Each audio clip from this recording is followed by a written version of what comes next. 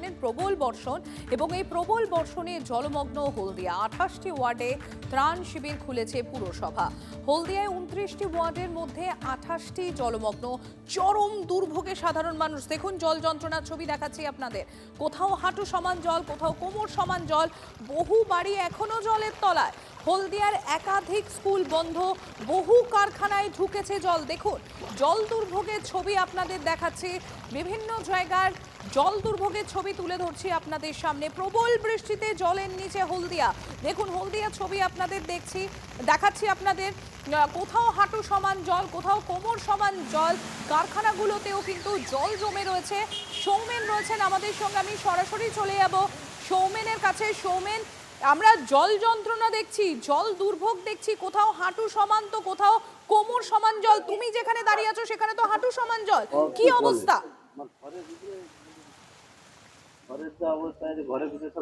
দেখো, আমি কোথাও নদীতে বা কোথাও নালাতে এরকম জায়গায় নয়, এটা একজনের বাড়ির সামনে দাঁড়িয়ে আছে, সেখানে জলের অবস্থাটা দেখতে পাচ্ছ তুমি। সেটা হচ্ছে কি, এটা একদিনের নয়, এবং কালকে এর অবস্থা আরো ছিল প্রায় কোমরের সমান।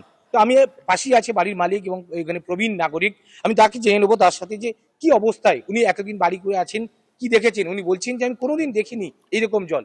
কি বলবেন, কোনোদিন দেখেছেন? আমরা এখানে এসেছি আজ 35-36 বছর। আমাদের এখানে এই 35-36 ভিতরে কোনোদিন দেখলাম নি যে এত জল হয়েছে।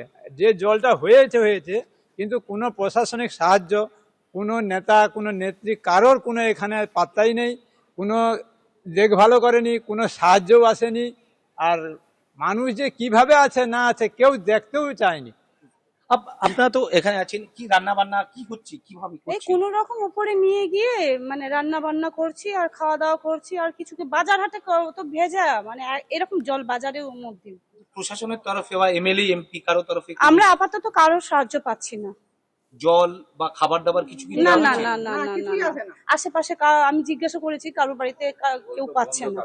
আর আপনারা যে বলছিলেন যে প্লাস্টিক বা তারপরে আমরা প্লাস্টিক চেয়েছিলাম, দিচ্ছেই না। ওনারা বলেছে, যখন আমরা ওয়ার্ড অফিসে চেয়েছিলাম, ওনারা বললো যে আপনাদের ওয়ার্ডে নিয়ে চলে গেছে, আপনাদের দেবে। ওনাকে যখন ধরতে বলছে, আমরা এখন পেপার দেয়নি, দিলে আপনাকে পেপার দিয়ে দেবো। কতদিন ধরে এরকম জলে এই আজ আগের বুধবার থেকে আজ 7 দিনে পড়লো, আমাদের 7 দিনে বসে আছি। খাবার দেওয়া হচ্ছে, রান্না করা খাবার? কোনো খাবারই দেওয়া হয়নি, কোনো কিছুই আসেনি। তাহলে আমরা কি না খেয়ে মরবো? হ্যাঁ, বুঝছি।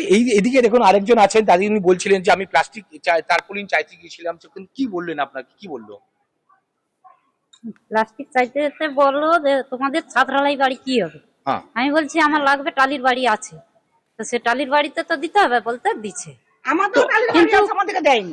আপনাকে না, আমার টালির বাড়ি আছে, আমাদেরকে প্লাস্টিক দেয়নি। বললো আপনাদের ওয়ার্ডে নিয়ে চলে গেছে, আপনি চলে যান। আপনার কি চাইছেন এখন?